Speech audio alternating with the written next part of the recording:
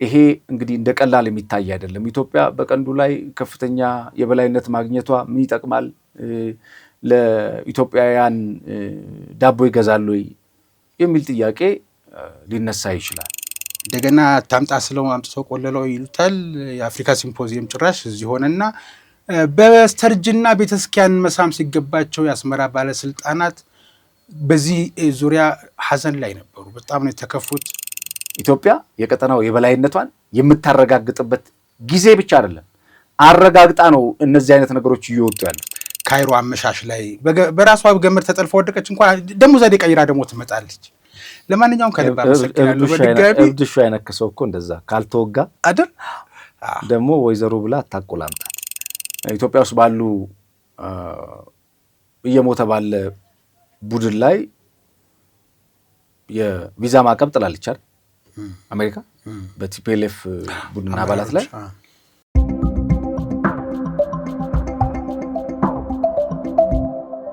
ጤና ይስጥልን ተመልካቾቻችን፣ የሀቅና ሳቅ ሚዲያ ተዘጋጅቶ ወደ እናንተ የሚደርሰው የልዩ ዝግጅታችን ነው።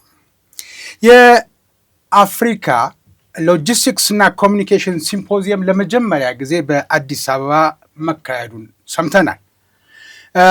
እዚህ መክፈቻ ስነስርዓት ላይ ንግግር ያደረጉት በአፍሪካ የአሜሪካ እዝ አፍሪኮም አዛዥ ጀነራል ዳግቪን አንደርሰን ናቸው። ምናሉ እሳቸው ሎጂስቲክስ እና ኮሚኒኬሽን ለዘመናዊ ወታደራዊ ዘመቻዎች የማይተካ አቅም መሆናቸውን ተናግረዋል። የአፍሪካ ሀገራት በእነዚህ ዘርፎች ላይ ተቀናጅተው መስራት ይገባል ነው ያሉት። እንግዲህ ተቀናጅተው መስራት በሎጂስቲክስ እና ኮሚኒኬሽን ላይ መቀናጀት ራሱ ምን ማለት ነው የሚለውን በስፋት መመልከት ግድ ይላል። ሎጂስቲክስ እና ኮሚኒኬሽን በአንድ መድረክ ያሰባሰበው ይህ ሲምፖዚየም በአዲስ አበባ ሲካሄድ የመጀመሪያው ነው። ሁለቱም ዘርፎች ለወታደራዊ ተልዕኮ ስኬት የማይነጣጠሉ መሆናቸውን ጀነራል ዳግቪን ከተናገሩት ንግግር ላይ ስንከታተል አግኝተናል። የአፍሪካ ቀንድ የዓለም የንግድ፣ የባህር መጓጓዣ፣ የኃይል፣ ፖለቲካና የቀጠናዊ ደህንነት መገናኛዎች ነጥብ መሆኑን የሚያሳይ ሲምፖዚየም እንደሆነም ነው የተነገረው። ይሄ ብቻ አይደለም። አሜሪካ ለየት ያለ አቋም አንጸባርቃለች በኢትዮጵያ ላይ።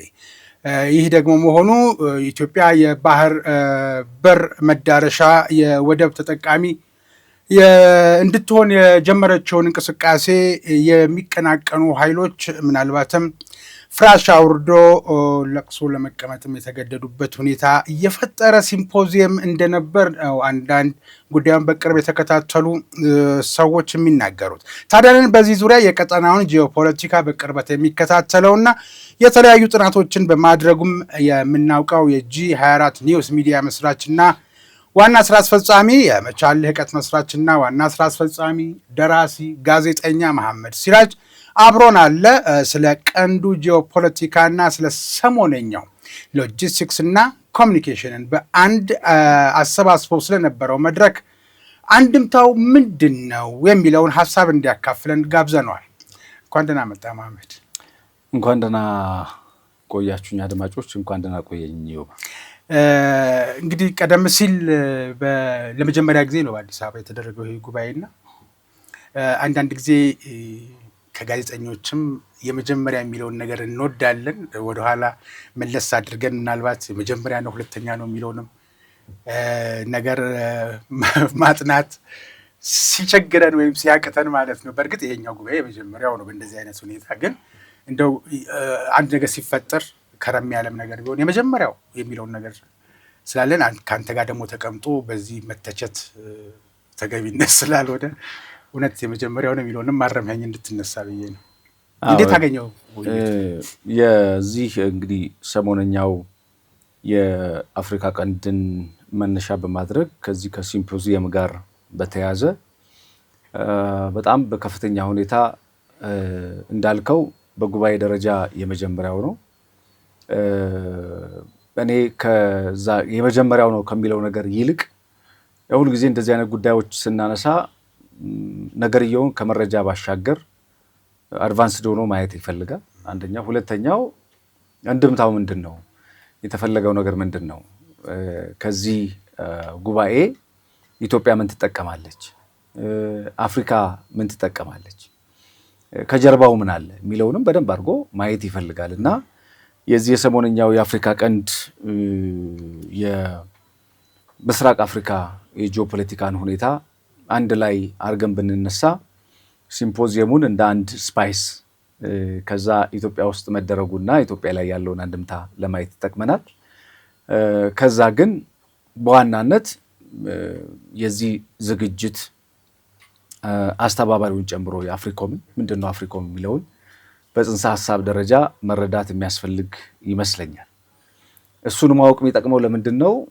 አፍሪኮም ማን ነው? እንዴት ተመሰረተ? ዓላማው ምንድን ነው የሚለውን እያወቀን ስንመጣ ከዛ የዝግጅቱ መንፈስ በኢትዮጵያ ላይ ለመጀመሪያ ጊዜ መካሄዱ እነዚህ አፍሪካ ላይ ያሉ ሀገሮች ደግሞ መጥተው እዚህ ሲምፖዚየም ማድረጋቸው ኢታማዦር ሹሙም ደግሞ ከአፍሪኮም ፕሬዚደንት ጋር ውይይት ማድረጋቸው እነዚህን መሰረታዊ ነገሮች ለማየት ይጠቅመናል ብዬ የቀጠናዊ ትብብርን የባህር መዳረሻ ጉዳዮችም የኢኮኖሚ ትስስር ውስጥ ምን ይመስላል የሚለውን ነገሮች በደንብ ማየቱ በተለይ ከሰላምና ደህንነት ፈተናዎች ከኢትዮጵያ የባህር በር መሻት ጋር በተገናኘ እኒህ ሲምፖዚየሙን መክፈቻ ላይ ንግግር ያደረጉት የአፍሪኮሙ ፕሬዚደንት አዛዥ ጀነራል ዳግቪን ባለፈው የኢትዮጵያ አየር ኃይልም ሲከበር ድንገት መጥተው የነበሩ ሰው ናቸው። የዛን ሰሞን ደግሞ መመላለስም አብዝተው ነበር። የአሜሪካ ሰው ናቸው። በእርግጥ ቀደም ሲል እንዳልከው አፍሪኮም ራሱ ምን ማለት ነው የሚለውን ስንፈታው ምን ላይ ስንሰጠው እናገኘው ይሆናል። ምናልባት የጂኦፖለቲካ ጉዳይ፣ የቁመና ጉዳይ፣ የኢትዮጵያ የዲፕሎማሲ መጠንከር ጉዳይ ሊሆን አድርገው አንዳንድ ሰዎች እንደሚያዩት ሊሆን ይችላል። ግን አሜሪካ አሁን ያለችበትና እየተናገረች ያለውም በወታደር በጦር አዛዥ ደረጃ ደግሞ ሲነገር መልኩ የተለየ ነው ከሲቪሉ እና ከአፍሪኮም እንጀምር እስኪ። አፍሪኮም ራሱ ምን ማለት ነው የሚለውንና ወደ እሳቸው እንመጣለን። አዎ የአፍሪኮም እንግዲህ የዩናይትድ ስቴትስ የአፍሪካ ኮማንድ በሚል በአፍሪኮም በሚለው ይታወቃል። ይሄ ለአፍሪካ አህጉርና በተለይ ደግሞ ለዚህ ለአካባቢው የተመደበ የአሜሪካ እዝ ነው። ለቀጠናው የአሜሪካ ወታደራዊ እዝ ነው። ይሄ ሚሊተሪ ኮማንድ በተለይ ደግሞ መሰረቱን እንዴት ተመሰረተ እና ማን መሰረተው የሚለውን ማወቅ በደንብ ተገቢ ነው። በጣም የሚገርመው ብዙ ሰዎች በዚህ ጉዳይ ላይ ኢቭን እኔ እናንተ ቆይታ ለማድረግ በግርድፉ ብዙ ጊዜ መረጃ የምናገኘው በግርድፉ ስለሆነ ይሄ ፈርዘር ሄደን አናነብም። ማን ነው ምንድን ነው የሚለውን ነገር ብዙ ጊዜ ስሟን ብቻ ነው አፍሪኮም የሚለውን ብቻ በዚህ በቀጠናው ላይ ያለ ከመሆኑ ውጪ ማን መሰረተው የሚለውን ብዙ ጊዜ ኢንቨስቲጌት አናደርግም እና የገረሙኝን ነገሮችና አድማጮችም ተመልካቾችም የሚገረሙበት ይመስለኛል። ይሄ እንግዲህ የተመሰረተው እንደ አውሮፓውያን አቆጣጠር ጥቅምት ወር 2007 አካባቢ ነው። የዛሬ ኦልሞስት 28 አይደለ 21 ዓመት አካባቢ የተመሰረተ ነው። የመሰረቱት የቀድሞው የአሜሪካ ፕሬዚዳንት ጆርጅ ደብሊው ቡሽ ናቸው የመሰረቱት እና ኦክቶበር 2008 ሙሉ ከመስረታው በኋላ ሙሉ መስረታውን አጠናቆ ወደ ስራ ገብቷል። ዋና መስሪያ ቤቱ ጀርመን ነው የሚገኘው። በአሜሪካ ፕሬዚደንት ተመስርቶ በአሜሪካ ጀርመን ነው የሚገኘው። ስቱትጋር ውስጥ ይገኛል። ይሄ ትኩረቱን በአሜሪካ ላይ ያደረገ ቢሆንም መገኛው ጀርመን እንደሆነ ያገኘሁት መረጃ ያመለክታል። የዚህ አፍሪኮም ዓላማ ምንድን ነው ብለን ስንመለከት እንግዲህ የአሜሪካን ብሔራዊ ጥቅም ማስጠበቅ ነው ዋናው ዓላማ። እንዴት ነው የሚያስጠብቀው? ምንድን ነው የሚያስጠብቀው የሚለውን ደግሞ በደንብ ለመመልከት በተለይ በዚህ በአፍሪካ አህጉርና አካባቢው ላይ ያሉ የባህር መስመሮችን እንደ ቀይ ባህር፣ የህንድ ውቅያኖስ አካባቢ ላይ ያሉ የደህንነትና የንግድ ፍላጎቶችን ማስጠበቅ ነው ዋነኛ ዓላማው። ሌላኛው ዓላማው የሽብርተኝነትን መታገል ነው። ሽብርተኝነትን ያው እንግዲህ እኔ ቃሉን አልወደውም፣ ግን ሽብርተኝነት የሚለውን ሀሳብ በሶማሌ ስትመጣ እንደ አልሸባብ ያለውን የቦኮ ሐራምን በዚህ በምዕራብ አፍሪካ በኩል ቦኮ ሐራምን ታገኛለህ። የአይሲኤስ ያሉ ቡድኖችን እንቅስቃሴያቸውን መከታተል፣ ከዛ የእነሱን እንቅስቃሴ ከመከታተል ባለፈ ማዳከም የአፍሪኮም ሌላኛው ዓላማ ነው። ሌላው የወታደራዊ አቅም ግንባታ ነው። የማንን ወታደራዊ አቅም ነው የሚገነባው ካልን እንግዲህ የአፍሪካ ጦር ኃይሎችን የማሰልጠን ስራ ይሰራል። ከዛ በተጨማሪ ደግሞ የቀጠና የሰላም አስከባሪ ኃይሎችን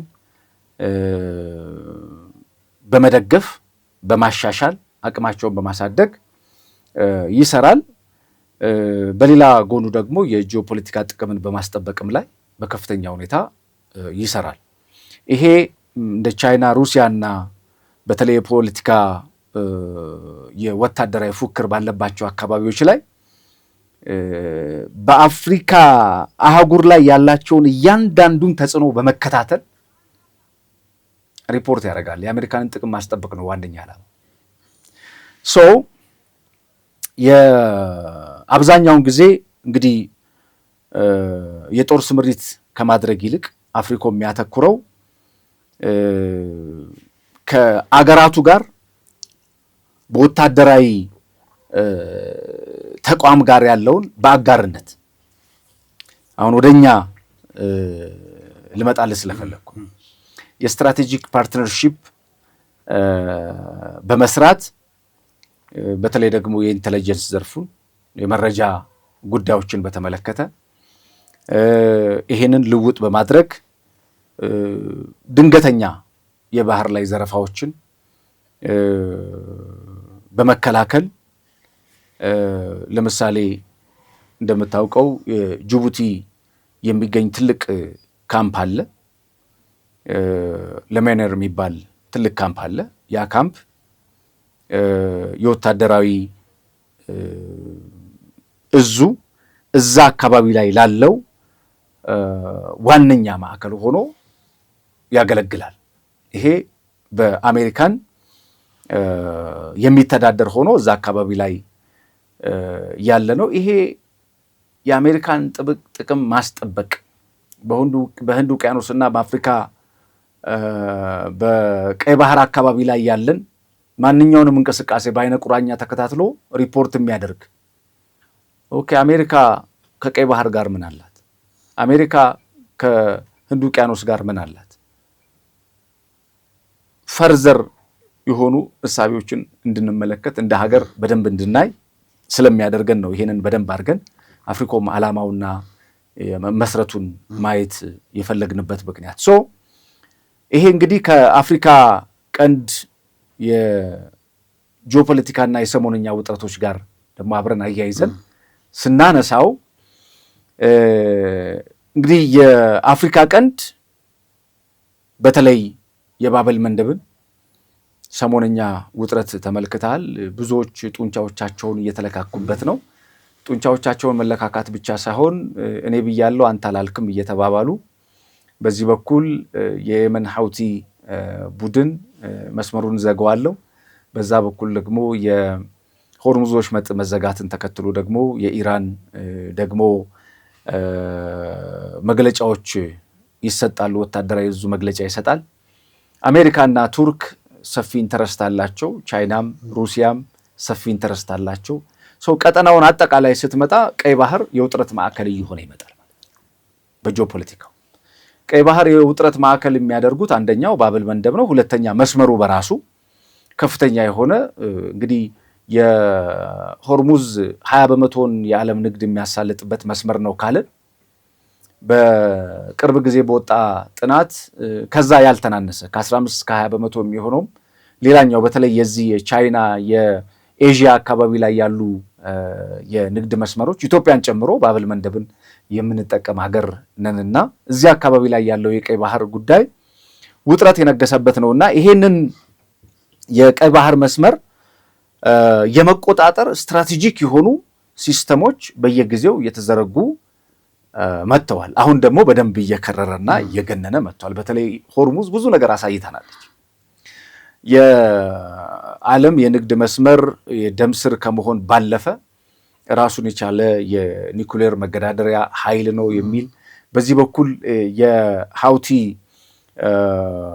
ቡድን በኢራን የሚታገዝ በቀጥታ በኢራን የሚታገዝ ቡድን ነው። ሶ ከኢራን ጋር ያለውንም ነገር በተለይ ከአሜሪካ ጋር ያለው ውጥረት በጣም እንዲነግስ ያደረገበት ነው። ሶ በአሁኑ ወቅት በዚህ አካባቢ የሚታዩት ውጥረቶች 3 ዋና መዋቅራዊ ጉዳዮች ላይ የሚሽከረከሩ ናቸው። አንደኛው በተለይ ከዚህ የባህር መዳረሻና የፖርት ፖለቲካ በጣም ሰፊ ቶፒክ ነው። የፖርት ፖለቲካ የዚህ የፖርት ፉክክር ወይ የቀጠናው ፉክክር እንደምታውቀው እንደ ኤርትራ በኤርትራ ውስጥ አሰብና ምጽዋ እናገኛለን። በጅቡቲ በሶማሊያ መቀዲሾ አካባቢ ላይ የሶማሌላንድ የበርበራን እናገኛለን።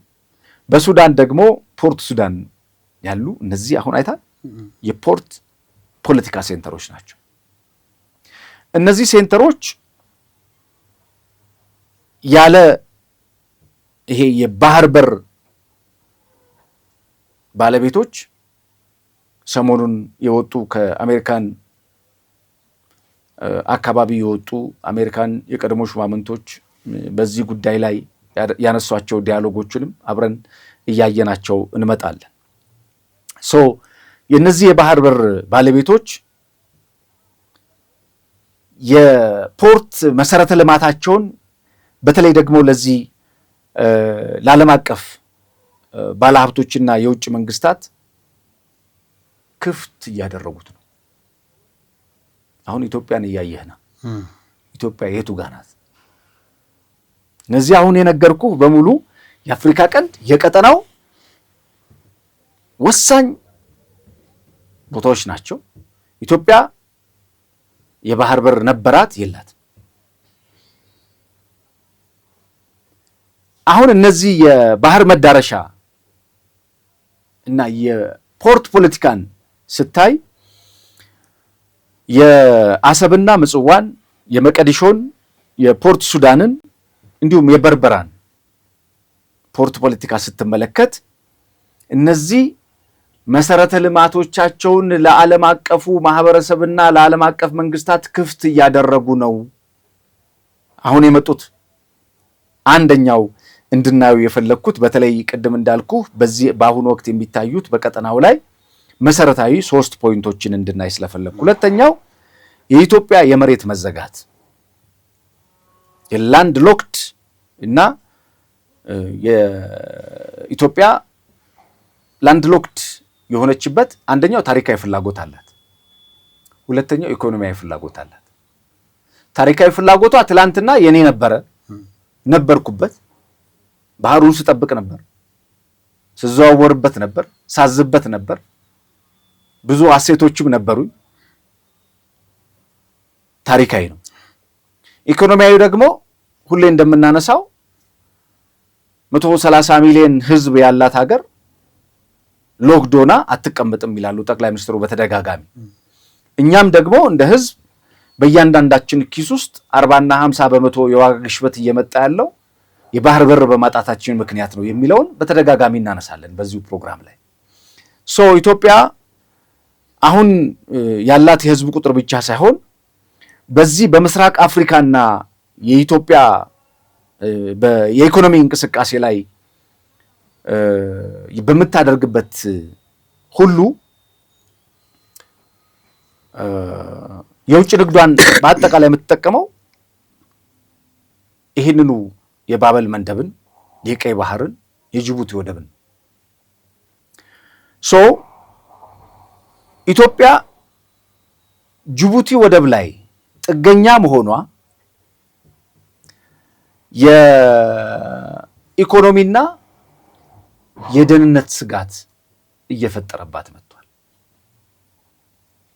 በርካታ መሰረተ ልማቶችን በሀገር ውስጥ ልንሰራ የምንችልበትን ቢሊዮን ዶላሮች ለወደብ ኪራይ እየከፈልን ነው። በወደቡ በኩል የሚገቡ ማንኛውንም ኢኩመንቶች የሚሊተሪውንም ጨምሮ ሚስጥር የሚባለውን ነገር አሳልፎ ይሰጥብሃል። ቢኮዝ እያንዳንዱ የሚገቡ ነገሮችን ተመዝግበው የሚገቡ ነገሮች ስለሆኑ የጅቡቲ መንግስት ያንተን ሚስጥራዊ ሰነዶች ይመለከታል። እሱ ነው የሚፈቅድልህ ለማስገባት። ፖርቱ የሱ ነው። ሌላው የሰራናቸውን መሳሪያዎች በባህር ላይ የመሞከር ባህር የለን። ቀጠናውን በመጠበቅ ደረጃ የህዳሴ ግድብ ትልቁ የሚጠበቅ ሀብት ነው። እነዚህ በሙሉ የደህንነት ስጋቶች እንዲደቀኑብን ያደርጋል። አሁን ኢትዮጵያ የባህር አማራጮችን ለማስፋት እንደምታውቀው ከሶማሌ ላንድ ጋር የተፈራረምነው የኤምኦዩ ሰነድ አለ።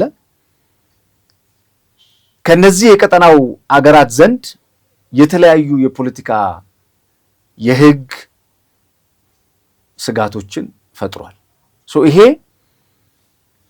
የዲፕሎማሲ ውጥረትን ያስከትላል ማለት ነው። በኢትዮጵያ እኛ ከሶማሌላንድ ጋር የተፈራረምነው ሰነድ በከፍተኛ ሁኔታ የዲፕሎማሲ ስጋት እየሆነ መጥቷል። ሶስተኛው የሰላምና የደህንነት ስጋት ነው። የሰላምና የደህንነት ስጋት ስንል አሁን እንደምታውቀው በሱዳን ላይ ያለ ቀውስ አለ። የሱዳን ጦርነት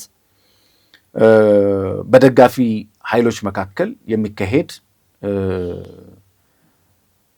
ግጭት ነው። ይሄ ግጭት ደግሞ የቀጠና የደህንነት ስጋት ይፈጥራል። በተለይ ደግሞ ለስደተኞች መፈናቀል፣ ለድንበር ተሻጋሪ የመሳሪያ ዝውውር፣ ከዛ ባለፈ ደግሞ ለውጭ ኃይላት ጣልቃ ገብነት ትልቅ የሚባል ቀዳዳና በር ከፍቷል። በዚህ ውስጥ እንግዲህ ሾልከው ሊገቡ የሚችሉ የአልሸባብና መሰል ቡድኖች እንደ አንድ መግቢያ በር ይሆናል የሚል ስጋት አለ። በሶማሊያ የሚንቀሳቀሰው አልሸባብ በቀንዱ ላይ ስጋት ከመሆን ባለፈ የአታሚስ የሚባል ደግሞ በተለይ ቅርብ ጊዜ ከዚህ ከሰላም አስከባሪ ስምምነቶች መዋቅር መለወጥ ጋር በተያያዘ በዚህ በአፍሪካ ቀንድ የቀጠናው አዊሶም የነበረው በቀጠናው ሰላም ጋር በተያያዘ የደህንነት ሚዛን በከፍተኛ ሁኔታ ተጽዕኖ እያሳደረ ነው የሚል ተደጋጋሚ የሆኑ ሀሳቦች ይነሳሉ። ሌላኛው የታላቁ ህዳሴ ግድብ እንደምታውቀው ከዚህ ከናይል ወንዝ አጠቃቀም ጋር ተያይዞ በኢትዮጵያ በግብፅና በሱዳን መካከል ያለው አለመግባባት ከቃላት መካረር እያለፈ ቃታ ሊያሳስብ ይችላል የሚል ሰፊ ሀሳቦች ይነሳሉ። እኔ ያው እንግዲህ ዘርፉ ላይ እንደሚያይ ሰው ቃታ የሚያሳስብ አንዳችም ነገር እንደሌለን አውቃለሁ። ይሄ የቃላት ጦርነት እና የዲፕሎማሲ ሰጣ ገባ አሁንም እንደቀጠለና እንደከረረ እንመለከታለንና አፍሪኮምን ከዚህ በኋላ ብንመለከተው በጣም ደስ ይለኛል ማለት ነው። ይህ ሁሉ ፍላጎቶች አሉ።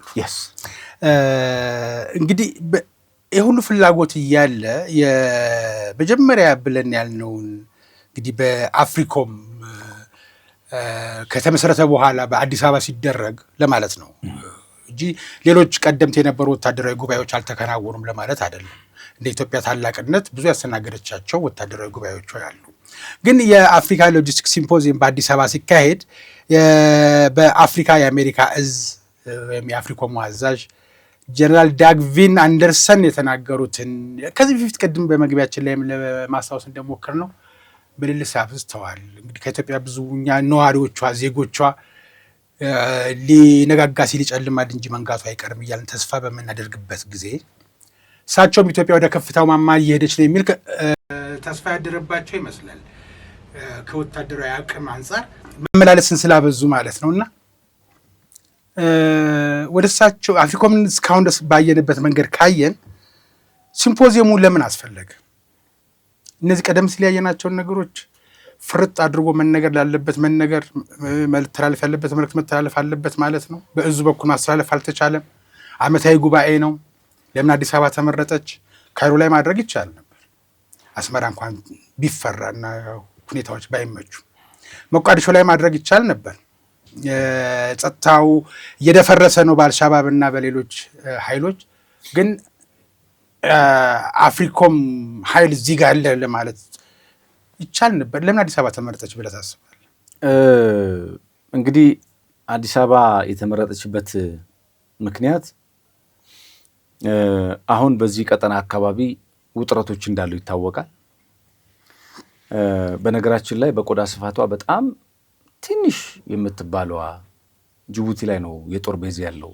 ቅድም እንደነገርኩ ዋና መስሪያ ቤቱ ጀርመን ይሁን እንጂ የጦር ቤዙ ጅቡቲ ላይ ነው ያለው። አሜሪካ ተመሰረተ፣ ቢሮው ጀርመን ነው፣ ስቱትጋርት ያለው፣ ወታደራዊ ቤዙ ያለው ጅቡቲ ነው። ስብሰባ የሚያካሄደው አዲስ አበባ ነው። እሺ እንግዲህ ይሄ የቀጠናው አገራት ህልውና በኢኮኖሚና በመሰረተ ልማት ትስስር ላይ ተንተራሰ ስለሆነ በዚህ አካባቢ ላይ ኢጋድን ጨምሮ የቀጠናውን ሰላምና ደህንነት የሚያስጠብቁ አካላት ከዚህ ከሰላም ማስከበር፣ ከግጭት አፈታት፣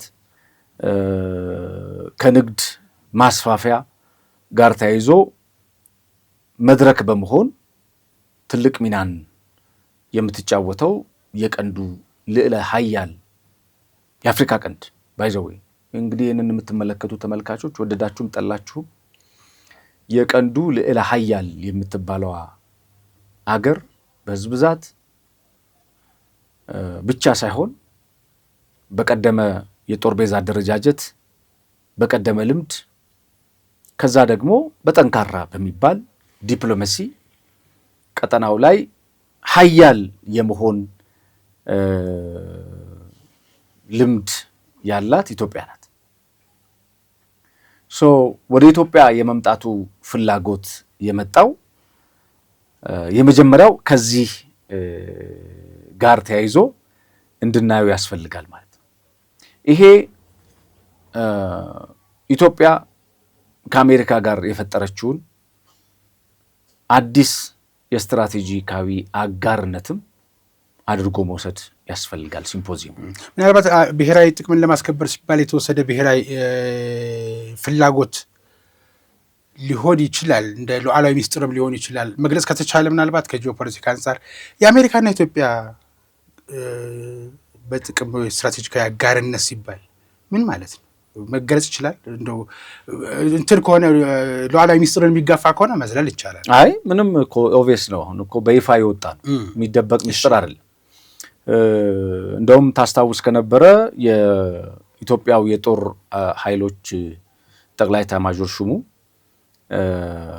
ፊልድ ማርሻል ብርሃኑ ጁላ ከዙ ጀነራል ጋር በተገናኙበት ወቅት የተናገሩት ንግግር አለ። ይሄ የሁለቱ ሀገራት ወታደራዊ ብቻ አይደለም፣ ወታደራዊ ግንኙነት ብቻ አይደለም፣ ዲፕሎማሲያዊ ግንኙነቱ ወደ ላቀ ስትራቴጂ አጋርነት ተሸጋግሯል።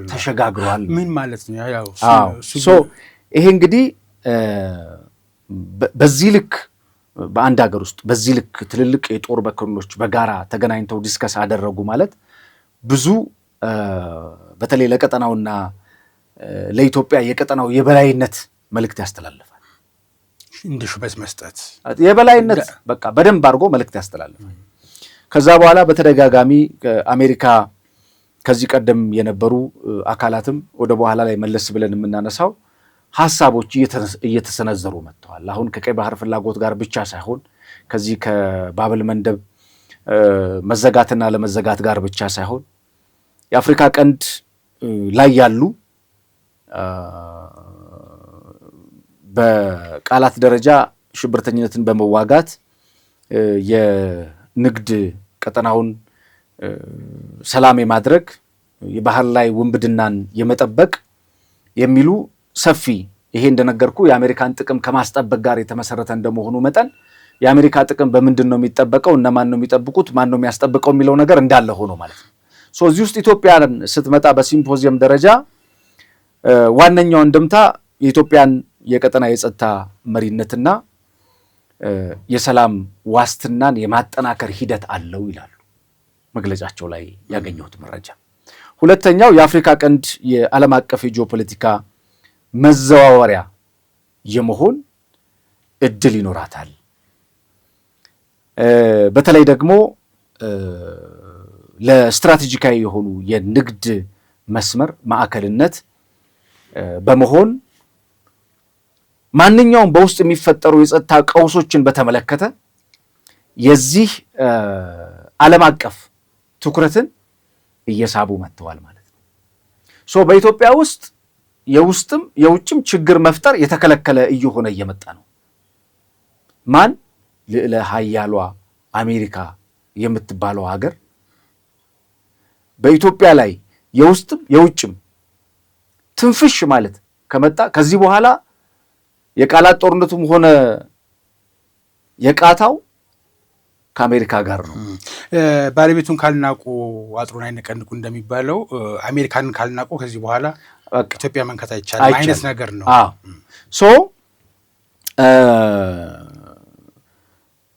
ፊልድ ማርሻሉ ይሄን አስመልክተው እንግዲህ ኢትዮጵያ በቀጠናው ባላት የሰላምና መረጋጋት ለማስፈን ያላትን ቁርጠኝነት አረጋግጠዋል።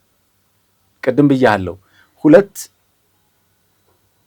ትልልቅ የጦር መሪዎች በአንድ ሀገር ጉዳይ ላይ ተገናኝተው መምከር ሲጀምሩ ሹመት ብቻ አይደለም፣ ሌሎች ከዛ በላይ ያለፉ ነገሮችን ለማስተላለፍ ከዛ እሳቸው ምንድን ያሉት የቀጠናውን ሰላም በማረጋገጥ ሂደት ኢትዮጵያ ቁርጠኛ ናት፣ አረጋግጠዋል ማለት ነው። በነገራችን ላይ ማረጋግጣቸው እኔም ተከታተያለሁኝ ከወጣ መረጃ ላይ ግን እኮ ወደንም እኮ አይደለም ጎረቤቶቻችን ሰላም ካልሆኑ እኛ እኮ ሰላም የለንም ማለት ነው አይደለም። ስለዚህ ለራሳችን ሰላም ስንል ነው ይሄን ነገር የምናደርገው። እንደውም ምንድን ያሉት ከዚህ ከሶማሊያ ጋር ተያይዞ የአልሸባብና አይሲኤስን የመሳሰሉ ድንበር ተሻጋሪ የሆኑ ቡድኖችን ለመደምሰስ ጭምር ሌሎች አካላት ጋር የሚያደርጉትን ትብብር ከኢትዮጵያ ወታደራዊ አመራርና ጽናት ውጪ ስኬታማ ሊሆን አይችልም በሚል ይሄንን በግንኙነቱ በግልጽ ነው የታየው። ባይዘው ኢትዮጵያ የቀጠናው የበላይነቷን የምታረጋግጥበት ጊዜ ብቻ አይደለም፣ አረጋግጣ ነው እነዚህ አይነት ነገሮች እየወጡ ያሉት። አሁን በተደጋጋሚ እናነሳ ነበር። ኢትዮጵያ በቅርብ ጊዜ የቀጠናው የበላይነቷን ታረጋግጣለች፣ የቀጠናው የበላይነቷን እንዳይወሰድባት ግብጽ በዚህ በኩል ኢንሰርክልመንቱን እየሰራች ያለችበት፣ በዚህ በኩል ሚኒ ኢንሰርክልመንት እየሰራች የምትመጣበት ምናምን ነገር በሙሉ አከተመ። የሱዳን ጦር ከዛ ሲነሳ የሆነ ነገር ሊገባህ ይገባል። የግብጽ ጦር የሱዳን ላይ የነበራት የግብጽ ቤዝ ተነስቶ ወደ ሶማሊያ ሲሄድ የሆነ ነገር ሊገባህ ይገባል። በቀጠናው ላይ እየሰራች የነበረውን ከበባ የማፍረስ ስራ እየተሰራ ነው። ዘን መጣና አሁን ይሄኛው ሲምፖዚየም እየተከናወነ ነው። ይሄ ሲምፖዚየም ላይ እነማን ሀገሮች ተገኙ? ምንድነው? ከዛ በኋላስ ሌሎች አፍሪካ ሀገሮች ጉባኤም እየተካሄደ እኮ ነው ጎን ለጎን። በነገራችን ላይ አንድ እንድታያይዝልኝ ነው የአፍሪካ ሎጂስቲክስ ሲምፖዚየም በአዲስ አበባ ሊደረግ ቀናት ሲቀረው በካይሮ እና በአስመራ በኩል የተወሰነ እንቅልፍ ማጣት፣ መረበሽ ነገር ነበረ። እነዚህ ሰዎች እንግዲህ ቀደም ሲል እንዳልነው ግብፅ የምታደርጋቸው ከበባዎች የሚሰባበሩ ከሆነ ጓዟን ሰብስባ የምትነሳ ከሆነ ድንገት ሳታስበው ተነሽልኝ ከዚህ ውጭልኝ ከዚህ የምትባል ከሆነ ኢትዮጵያን በመክበብ ፋንታ የመራቅ እድልም እየገጠማት ከሆነ የተበላሸባት ነገር አለ ማለት ነው። ስለዚህ ኢትዮጵያ ደግሞ የቀይ ባህር ተዋሳኝ ሀገር አይደለችም፣ በሩ ጋር ስለሌለች ተጠቃሚ መሆን አትችልም የሚለውን ነገር ደግሞ ብዙ ጊዜ ነበር የውጭ ጉዳይ ሚኒስትሩ ባድር አብደላቲ ከአስመራ ጋር አስመራ እየሄዱ ከአስመራም ወደ ካይሮ እየሄዱ የሚያወሩት የነበረው። ግን በቀደም ይሄ ሲምፖዚየም ከመካሄዱ በፊት 2 ቀን 3 ቀን በፊት አስረግጦ ለመናገር ይመስላል ኢትዮጵያ በቀይ ባህር ላይ ያላትን ተስፋ እንድትተወው አይነት የሚያደርግ ነገር መግለጫም ሲያወጡ ነበርና ሁለቱ ሀገራት ከሲምፖዚየሙ በተካሄደ ሰሞን አንድ እርምጃ ወይም ውሳኔ ይተላለፋል የሚል ዲፕሎማሲያዊ ፍራቻ ነበረባት ማለት ነው ካይሮ። አይደለም አሜሪካ ያው አካሄዱ ያስታውቃል እኮ አሜሪካ ማዕቀብ ስታነሳልም ስትጥልብም ያው ብዙ ነገሮች ይገቡሃል። እንደምታስታውሰው አሜሪካ የኤርትራን የጦር መሳሪያ የኢትዮጵያን የጦር መሳሪያ ጉዳዮች በተመለከተ ማዕቀብ ነበረ፣ ተነሳ። ሲነሳ የሆነ ነገር ይገባሃል። በአንጻሩ ደግሞ ማዕቀብ ስትል የሆነ ነገር ይገባሃል። ኢትዮጵያ ውስጥ ባሉ እየሞተ ባለ ቡድን ላይ የቪዛ ማዕቀብ ጥላለች አይደል አሜሪካ በቲፒኤልኤፍ ቡድን አባላት ላይ። በዛው ልክ ደግሞ በኤርትራ ላይ የነበረው እንደውም ከኤርትራ ጋር ከዚህ ከቀይ ባህር ጋር በተያያዘ ወዳጅነቷን ልታጠናክር ነው። በዚህ መሀል ኢትዮጵያ ድምጿ ላይሰማ ይችላል። በተለይ ደግሞ ኤርትራም ተሾመች፣ ኤርትራም ደግሞ በዩኤን ቦታ አገኘች የሚሉ ነገሮች ይመጣሉ። እነዚህ ሁሉ ድራፍት የተደረጉ ረጅም ጊዜ የታቀደባቸው ይሄ ቢሆን ይሄ ይሆናል የሚል ያለ ካልኩሌሽን አንዳችም ነገር እንዳልኩ የአፍሪኮም መመስረት የአሜሪካን ጥቅም ከማስጠበቅ ጋር ከሆነ ቁጥር ወዳልከው ጉዳይ ልትገባ ትመጣለህ። በቃ ወደዛ ነው። እያንዳንዱን ነገር በስሌት ነው የሚያደርጉት ምዕራባውያን። ከዚህ አንጻር እንደነገርኩ እኮ የቱርክና የቻይናን የሩሲያን ምናምን ጉዳዮች ለመከታተል የጦር ቤዙን የገነባ እኮ ነው ለመከታተል። ከዛ ጦርነት ምናምን አይፈልግም፣ መረጃ ነው። እያንዳንዱን ነገር ግራስፕ የሚያደርገው መረጃዎችን ነው። አፍሪካ ያሰለጥናል፣ ያስተምራል፣ ያስታጥቅሃል። አንተ ደግሞ ድርብን ታደርጋለህ ማለት ነው። አሁን የነዚህ መገናኘት እና የሲምፖዚየሙ ጉዳይ የዚህ የዘመናዊ መከላከያ አቅም ግንባታ የቴክኖሎጂ ሽግግር የተፈጠረበት ነው። በዚህ ውስጥ በተለይ ደግሞ በከፍተኛ ደረጃ የጦር መኮንኖች ተነጋግረዋል። የአፍሪካ የሎጂስቲክስ የኮሚኒኬሽን ሲምፖዚየም ውስጥ በተለይ በአዲስ አበባ ላይ መካሄዱና የኢትዮጵያ መከላከያ ሰራዊት ከዚህ ቀደም ከነበረው የባህላዊ የጦርነት ስልቶች ለመላቀቅ የሚያስችልበትን በተለይ በዘመናዊ የቴክኖሎጂ የዲጂታል የኮሚኒኬሽን በሰለጠነ የሎጂስቲክስ አውታር እንዲገነባና ኃይል እንዲተሳሰር ያደርገዋል የሚል የጸና አቋም ነው የነበረው። በዚህ ውስጥ የአሜሪካ የኢንዱስትሪ አጋሮችና ከወታደራዊ ተቋማት ጋር የሚደረግ ትብብር በተለይ ለሀገር አቀፍ መከላከያ ሰራዊት የሰው ኃይል ግንባታ የሎጂስቲክስ እና ደግሞ የተደራጀ ለመሆን ትልቅ እንድምታን የፈጠረ ነው። ይሄ የዲፕሎማሲ ሚዛንን በተመለከተ ሚዛንን በማስጠበቅ ሳይሆን በአብላጫ ሚዛን ኢትዮጵያ የቀጠናው የበላይነትን አረጋግጣ እንድትኖር እና እንድትሄድ በተለይ ደግሞ ከቅርብ ዓመታት ወዲህ የኢትዮጵያና የአሜሪካ ግንኙነት በጣም ለስላሳ በሚባል ደረጃ አንዳንዶች ኢትዮጵያና አሜሪካ ምን ያገናኛቸዋል? አሁን ያለው መንግስት አመፀኛ ነው፣ ለሌሎች የሚታዘዝ አይደለም፣ ዲፕሎማሲ አልገባውም፣ ቁጣ ሊያመጣብን ነው የሚሉ አንዳንድ ሟርቶች ሲወሩ ትሰማለህ። ኢትዮጵያ መንግስት አሁን ያለው መንግስት በተለይ ከዚህ ከዲፕሎማሲ ጋር በተያዘ የኢትዮጵያ የውጭ ጉዳይ ፖሊሲ አንዱ የብቃቱ ማሳያ ነው። አሁን ይሄ ኢትዮጵያ በቀጠናው ላይ የበላይነቷን እንድታረጋግጥ ማድረግ የውጭ ጉዳይ ፖሊሲው ህይወት ዘርቶ የሚንቀሳቀሱ መሆኑን ማረጋገጫ። ኢትዮጵያ ከአሜሪካ ጋር ብቻ ሳይሆን ከሌሎች የአፍሪካም የአውሮፓም የኤዥያም አገሮች ጋር እኩል በሚባል ደረጃ ወዳጅነቷን አስጠብቃ በዲፕሎማሲው ዓለም ዘላቂ ወዳጅም ዘላቂ ጠላትም ስለሌለ በዛው ልክ ባላንስ ያደረጉ ሐሳቦቿን እየሸጠች እየሄደች ያለችበት ሂደት አለ። ይሄ አንዱ ማሳያ ነውና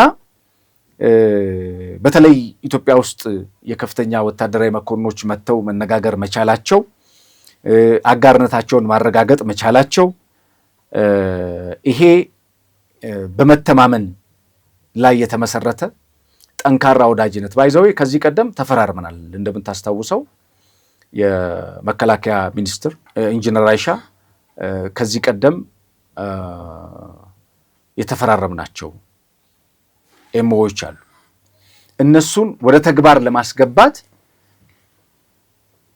አሁን የመጀመሪያው ስቴፕ ላይ በሎጂስቲክስ፣ በቴክኖሎጂ፣ በወታደራዊ የሰው ኃይል ስልጠና፣ በሌሎቹም ጉዳዮች ላይ ሲንክ አድርጎ የኢትዮጵያን መከላከያ ሰራዊት በደንብ አድርጎ ማደራጀት ያስፈልጋል የሚል ሰፊ ሆኑ ሂደቶች ያየንበት ነው። ባይዘዌ ይሄ እንግዲህ እንደ ቀላል የሚታይ አይደለም። ኢትዮጵያ በቀንዱ ላይ ከፍተኛ የበላይነት ማግኘቷ ምን ይጠቅማል? ለኢትዮጵያውያን ዳቦ ይገዛሉ የሚል ጥያቄ ሊነሳ ይችላል። ቢዮንድ ዳቦ ነው። የዚህ ቀጠናው ዳቦን እኮ ለመግዛት እንቅፋት ከሆኑ አንደኞቹ ለወደብ ኪራይ የምናወጣው ወጪ፣ ወደብ ኪራይ ብቻ ሳይሆን አገር ሰላም ስትሆን ነው አይደለ? የውስጥና የውጭ ኃይሎች እኮ ተጽዕኖ ካሳደሩብህ ስንዴ ማምረት አትችልም። ስንዴ ካላመረትክ ዳቦ ኬት ይመጣል? መጀመሪያ ሰላምህን ነው የምታረጋግጠው። አሁን ያለው የውስጥና የውጭ ኃይሎች ከበባ የውስጦቹ በውጩ የሚነዱ ናቸው፣ ተከፋዮች ናቸው፣ ውስጥ ላይ ያሉት ጠላቶች። የውጭ ኃይሎች ደግሞ አቅም አላቸው። ኢትዮጵያን ከዚህ ከቀይ ባህርና ከህዳሴ ግድብ ጋር በተያያዘ የህዳሴ ግድብን መደራደሪያ አሁን ግብፅ ሰሞኑን ያመጣችው ሀሳብ እኔ ቀይ ባህርን እንድታገኝ ያደርጋለሁ፣ ግን ደግሞ 3 መሰረታዊ መስፈርቶች ደግሞ ከህዳሴው ግድብ ጋር በተያያዘ መሰረታዊ የሆኑ ነገሮችን እንድታስተካክልኝ ይፈልጋሉ የሚል አቋም ይዛ መጥታለች። መደራደሪያ አቋም። በዚህ አጋጣሚ አንድ የአሜሪካ በተለይ ደግሞ ከዚህ ከአፍሪካ ቀንድ ጋር ተያይዞ አንድ የተሰጠ ማስጠንቀቂያን በዚሁ አጋጣሚ ለተመልካቾቻችን ነግረናቸው ብንወጣ በጣም ደስ ይለኛል። ማሳድ ብለውስ የተባሉ የቀድሞ የዋሽንግተን የቀይ ባህርና ቀጠና ፍላጎት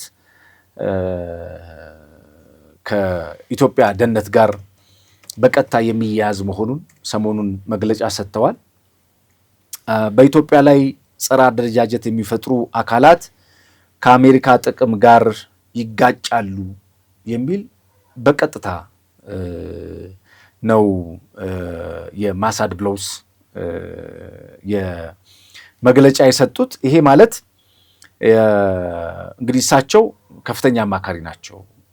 ማሳድ ብለውስ በአቋም ደረጃ የአሜሪካ መንግስት በቀይ ቀይ ባህርና ቀጠናው ያለውን የስትራቴጂካዊ ፍላጎት ከቀጠናው ሀገራት ጋር ዘላቂ ሰላምና መረጋጋትን በመፍጠር ሂደት ውስጥ ቀጥተኛ ቁርኝት ያለው ንግግር ነው የተናገሩት። እደግመዋለሁ። በኢትዮጵያ ላይ ጸረ አደረጃጀት የሚፈጥሩ አካላት በአሜሪካ ጥቅም ጋር የሚጋጩ ናቸው። ይሄ ማለት ባለፈው ደረጃ 3 የሚለውን በሽብርተኝነት መዝገብ የመፈረጅ ጋር የተያያዘ ይሆን? አንዱ እሱ ነው። በሌላ መልኩ ደግሞ እንዳልኩ የውስጥ ጠላቱን ከውስጥ አደረጃጀት ጋር ተወስዷል። የውጩ ደግሞ ኢንሰርክልመንቱ ያልኩ ማለት ነው።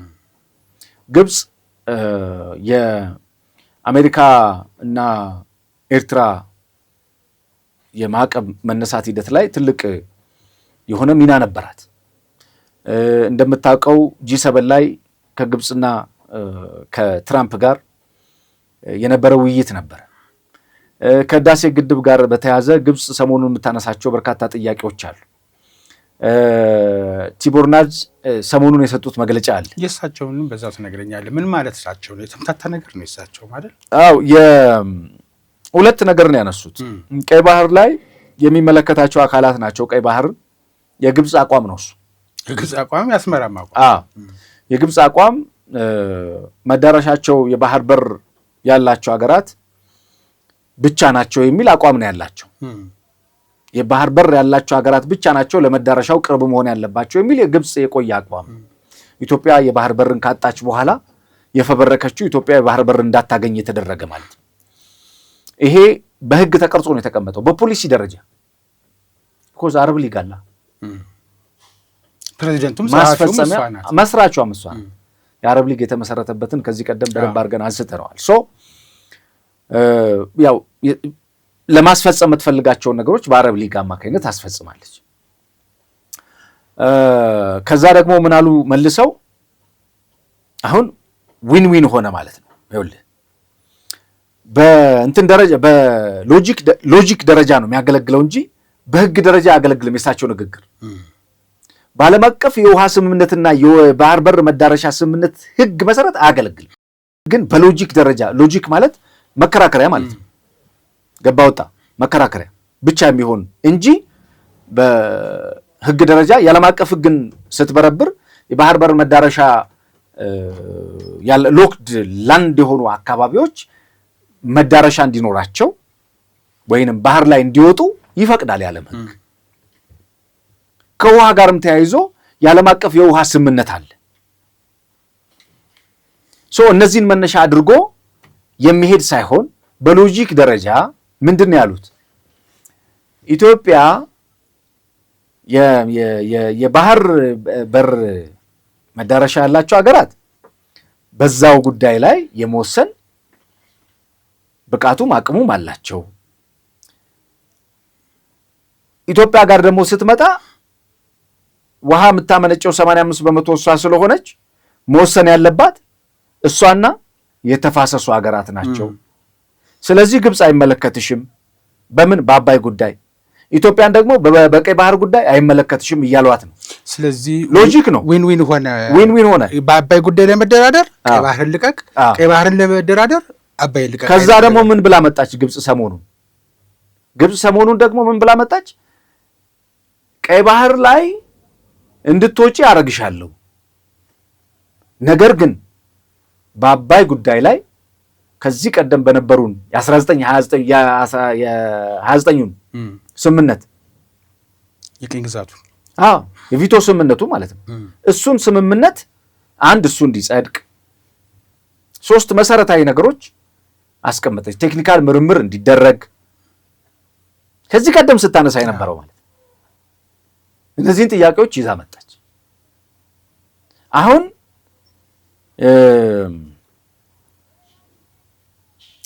በደንብ ጂኦፖለቲክሱን ስታየው የሚነገሩ ንግግሮችን እየተከታተሉ ማብራራት እየተከታተሉ ምላሽ መስጠት እንደሚፈልግ ጠቋሚ ነው ይሄ የቲቦር ናጅ ንግግር።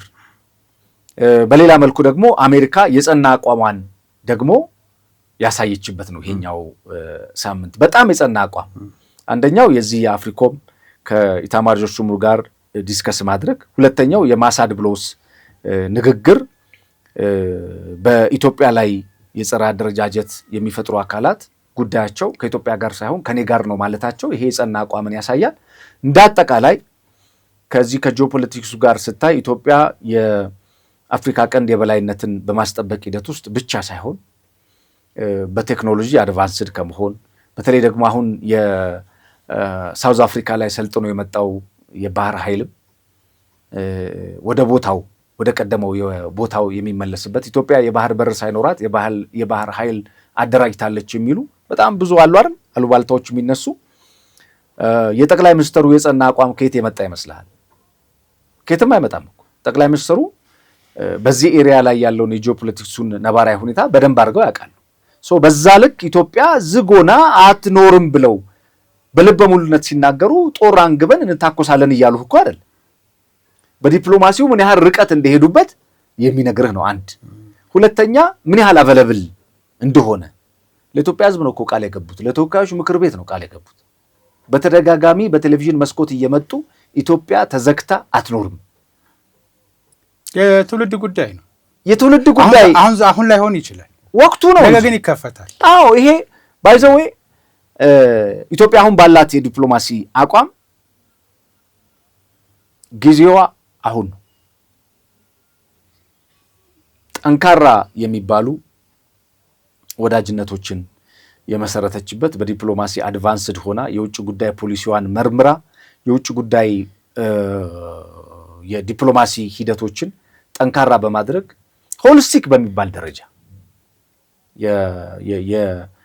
ከሁሉም ሀገራት ጋር ወዳጅነትን የማጠናከር የራሷን ጥቅም በማስጠበቅ ሂደት ላይ ሉዓላዊነቷን ባለማስነካት የሌሎችን ጥቅም በማክበር የራሷን ጥቅም በማስከበር ሂደት ውስጥ ዲፕሎማሲውን በደንብ አድርጋ አጠናክራ እየሄደችበት ነው። አንዳንዶች ኢትዮጵያ የዲፕሎማሲ በሯን የዘጋች ናት፣ የዲፕሎማሲዋ የሞተ ነው፣ እነንትና ተመልሶ አይመጡም የሚሉ እንዳልኩ በተደጋጋሚ የሚነሱ ነገሮች አሉ። የምናየው ግን እሱን አይደለም።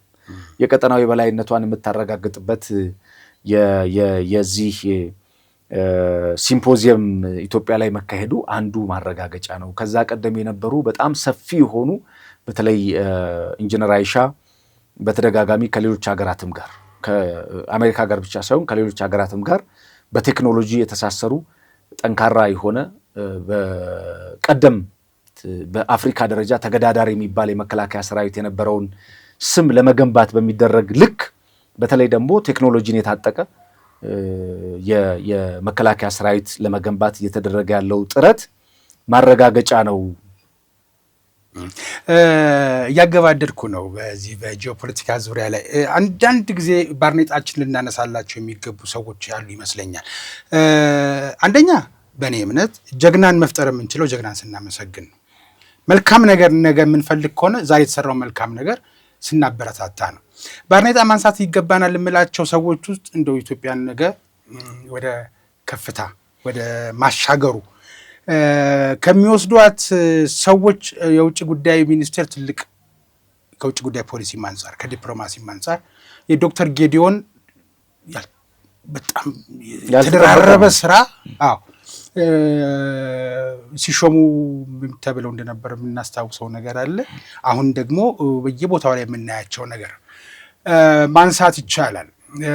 ከአየር ኃይል ብርጋዴር ጀነራል መሰረትና ሌተና ጀነራል ይልማ ተከታታይ የሆኑ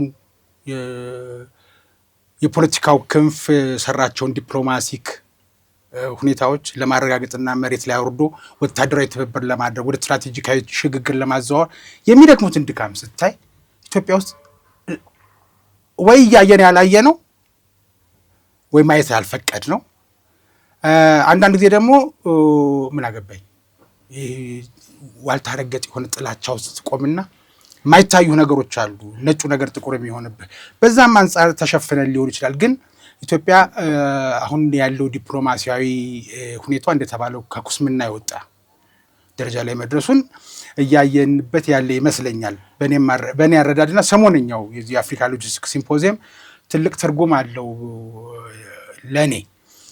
ግን ይሄ ነገር እዚህ መሆኑ ቅድም እንዳልኩ ባርኔጣ አንስተን የምናመሰግናቸው በርቱ ተጠናከሩ፣ የተሻለ ነገር እንጠብቃለን ብለን ልንል የሚገባቸው የስራ አመራሮች ባሉበት ሁኔታ ኢትዮጵያ እየታጠቀች ያለችው ከሉዓላዊ ገበና ከሉዓላዊ ሚስጥር አኳያ ዝም የሚባል ሆኖ እንጂ አንዳንድ ጊዜ ትላንትና የነበረ ምን ያህል ተቋማዊ ሪፎርም ቢሰራ እዚህ ጋር ተደረሰ፣ አመራሮቹ ምን ያህል በማብቃት ቢሆን ነው እዚህ ጋር የተደረሰው የሚያስብል ዘመናዊ ቴክኖሎጂ ያለባቸውን ትጥቆች መታጠቋን ስናይ እንደገና ታምጣ ስለው አምጥተው ቆለለው ይሉታል። የአፍሪካ ሲምፖዚየም ጭራሽ እዚህ ሆነና በስተርጅና ቤተክርስቲያን መሳም ሲገባቸው የአስመራ ባለስልጣናት በዚህ ዙሪያ ሀዘን ላይ ነበሩ። በጣም ነው የተከፉት። 10 ጊዜ የካይሮ ሰዎችን ሲያገኙ እንደነበር አልፎም ወደ ሳዑዲ ያሉ ሰዎችንም ወታደራዊ አመራሮችን ለማግኘት ጥረት ሲያደርጉ እንደነበር አንዳንድ የሚደርሱን መረጃዎች አሉ። እናጠቃለውና ለምን እነዚህ ሰዎች አዘኑ? የሚያሳዝንስ ነገር ነው ወይ? የኢትዮጵያ በዲፕሎማሲው አንድ እርምጃ መሄድና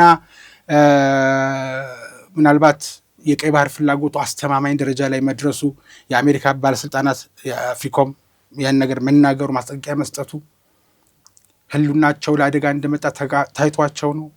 የካይሮና አንዱ አልቃሻ አንዱ መሀረብ አቅራቢ የሆነበት ምክንያት ከጂኦፖለቲካ አንጻር ምን ማለት ይቻላል? በዚህ እንውጣ። አዎ እንደምታውቀው ግብጽ የምታነሳው ያለፉ የቅኝ ግዛት ውሎችን ያለፉ የቅኝ ግዛት ውሎች እንግዲህ በተለይ ደግሞ በአባይ ላይ ያላትን የብቸኝነት የመጠቀም መብት የሚያስጠብቅ ሀሳብ ታነሳለች። ሁልጊዜ የቀጠናው ስጋት እና ቀጠናው ላይ ያለው የማይደገፍ ፖለቲካ ተብሎ የሚጠቀሰው የግብጽ ነው። ቀጠናውን በማመስ የኢትዮጵያን የውስጥና የውጭ ሰላምን ማተራመስ ይሄ ላለፉት ብዙ መቶ ዓመታት የዘለቀ ነው። ሰው በዚህ በአፍሪካ ቀንድ አሁን ላይ ያየለ የመጣው የዲፕሎማሲ ሽኩቻ በዋናነት ቅድም እንዳልኩ የቀይ ባህር አለ። ከዛ ደግሞ የግብጽ የውሃ ፖለቲካ ማስጠበቂያ መሰረታዊ የሆነ ሆኖ እናገኘዋለን። ይሄ የኢትዮጵያ የጂኦፖለቲካ ማፈኛ ተደርጎ በተለይ ደግሞ አሁን አሜሪካ ገለልተኛ ነኝ ብላ ብትቀመጥም ነገር ግን አሁን ያለው የተፈጠረው የፖለቲካ ንፍቀ ክበብ ቁልጭ አድርጎ ያሳያል የኢትዮጵያን ነባራዊና በተለይ ደግሞ የጂኦፖለቲክሱን ኢትዮጵያ በቀጠናው ላይ ያላትን የበላይነት እንድታረጋግጥ እና ኢትዮጵያ የቀንዱን ሚዛን ለመጠበቅ የሚያስችል ኃይል እንዲኖራት የማድረግ ሂደት ትመለከታለህ። በግብጽ በኩል እና በኤርትራና ሶማሊያ በኩል አዲስ የጸጥታ ስጋት ግብጽ ለመፍጠር ብትሞክርም ይሄ ግብጽ ራሷ ባወጣችው የጂኦግራፊያዊ የፖለቲካ ማፕ እና ትርክት እና ሎጂክ ተጠልፋ የወደቀችበት ነው። በራሷ ገመድ የተጠለፈችበት ነው ግብጽ። በቀጠናው በኩል ደግሞ ይሄ ቀጠና ከውጥረት ወጥቶ ወደ ትብብር ወደ አጋርነት እንዲመጣ የውሸት ትረካዎች መብት እንዲያጡ የውሸት ትረካዎች ከቀጠናው እንዲርቁ የማድረግ የተንጋደዱ ትርክቶች፣ አላስፈላጊ ቀጠናውን የሚያምሱ ሐሳቦች ወደ ጎን በመተው በእውነተኛ የጋራ ተጠቃሚነት መርህ ላይ ተመስርቶ አፍሪኮም ተከስቷል። ስቱትጋርትም ተቀምጧል። አሁን የግብጽ ኢንሰርክልመንት በለው ከሌሎች ጋር አጋርነት መፍጠር በለው ውስጥ ላይ ያሉ ባንዳዎች በላቸው ከዚህ በኋላ ምንም አይነት ዋጋ የሚያገኙበት ይሄ ሲባል እንግዲህ እንዳልኩ ዘላቂ ወዳጅ ዘላቂ ጠላት የለም። አፍሪኮም የአሜሪካን ጥቅም ለማስጠበቅ የተቋቋመ የአሜሪካን ድርጅት ነው። የአሜሪካን ጥቅም የሚያስጠብቀው በቀይ ባህርና በህንድ ውቅያኖስ ላይ ያለን የባህር ውንብድናን በመከላከል በቀጠናው ላይ ያሉ አገራትን ወታደራዊ ሚዛን በማስጠበቅ በዲጂታልና በመረጃ በማስታጠቅ በማሰልጠን የሚሰራ መቀመጫውን ጅቡቲ ላይ ያደረገ ተቋም ነው። እዛ በመቀመጡ የቱርክን፣ የቻይናን፣ የሩሲያን ቀጠናው ላይ ያለውን ሂደት የሚከታተል የመረጃ ተቋምም ነው። አሜሪካ ለራሷ ጥቅም ስትል ከኢትዮጵያ ጋር ያላትን ወዳጅነት ያጠናከረችበት፣ ኢትዮጵያም ለራሷ ጥቅም ስትል ከአሜሪካን ጋር ወዳጅነቷን የምታጠናክርበት፣ የግብፅና የሌሎች ደግሞ እዛው አካባቢ ላይ ኢትዮጵያን ለማተራመስ የሚተጉ ቀንከሌት የሚለፉና ኢንቨስት የሚያደርጉ አካላት የውሸት ትርክታቸው የተጋለጠበት እና ከዚህ በኋላ ደግሞ ለዛ ፈቃደኛ ያልሆነ የቀንዱ አካባቢዎች መፈጠር ይሄ ትልቅ የሚባል ማሳያ ነውና ኪፕታፕ የመከላከያ ሚኒስትር። አመሰግናለሁ ወንድሜም የሙያ ባልደረባዬም ጋዜጠኛ መሐመድ ሲራጅ። ጂኦፖለቲካውን በተመለከተ ከዚህ በለጠም ብዙ ነገሮች ማድረግ እንችላለን፣ የጊዜ ጉዳይም ስለሚወስነን ነው። እንደው እንደ አንተና አሰናበትኩ አመሰግናለሁ ብዬ ግን እንደው በታሪካዊ ጠላትነት የኢትዮጵያን እርምጃ ኮቴ እየተከተለች ለማደናቀፍና ወደኋላ ለመጎተት የምትሞክረው ግብፅ ለተላላኪዎች የምትከፍለው ወርሃዊ መዋጮ ወይም ወርሃዊ ክፍያ አይመስለኝም፣ በየዕለቱ ይመስለኛል የሚታሰበው። ለምን እንደዛ አልክ ብትለኝ እሷን ሲከፋትና እዚህ ጋር የሆነ ነገር ቀዝቀዝ ሲል እነሱ የሚሆኑትን ነገር ያስታውቃል። ሰሞኑን ከአማራ ጋርም ቢሆን መጋጨታችን አይቀርም፣ ጽምዶ የሚለው ነገርም ሊፈርስ ይችላል እያሉ ወይዘሮ ሞንጀሪኖ ፈትለወርቅ ያወሩት እንግዲህ ከዛ ተቆራጩ አንዳንድ ቀዝቀዝ ሲል ደግሞ የራሳችን ሰዎች አስተባብረን እና እንደዛም ይመስላልና ታሪካዊ ጠላትነት እዚህ ድረስ የሚሻገራል ብለህ ቅድም ያነሳኸውን ነገር እንደው ከዚህ አሁን ካይሮ አመሻሽ ላይ በራሷ ገመድ ተጠልፎ ወደቀች እንኳን ደግሞ ዘዴ ቀይራ ደግሞ ትመጣለች። ለማንኛውም ከልብ አመሰግናለሁ። በድጋሚ እብድሹ ያነከሰው እኮ እንደዛ ካልተወጋ አይደል ደግሞ ወይዘሮ ብላ አታቆላምጣት አቶ ብለህ ያው በኢትዮጵያ ምንም ቢሆን ኢትዮጵያዊ ሰው ያከብራል። እነሱ ለዚህ አልታደሉ ሰው አይደለም፣ አገርም አያከብሩም። ትላንትና የገደሉትንም አማራ ረስተውት ሟች ስለሞተ የረሳ መስሏቸው ዛሬ መልሰን እንገልሃለን እያሉ እሱም በሌላ ጊዜ እንመለስበታለን። መልካም የተወደዳችሁ ተመልካቾቻችን በሀቅና ሳቅ ሚዲያ ተዘጋጅቶ ወደ እናንተ ሲደርስ የነበረው የዛሬው ልዩ ዝግጅታችን የእስካሁኑን ይመስል ነበር። ዝግጅታችን በሰሞኑ አዲስ አበባ ላይ ለመጀመሪያ ጊዜ የተካሄደውን የአፍሪካ የጦር አዛዦች አፍሪኮም ሲምፖዚየምን የተመለከተ ነበረ። በተለይ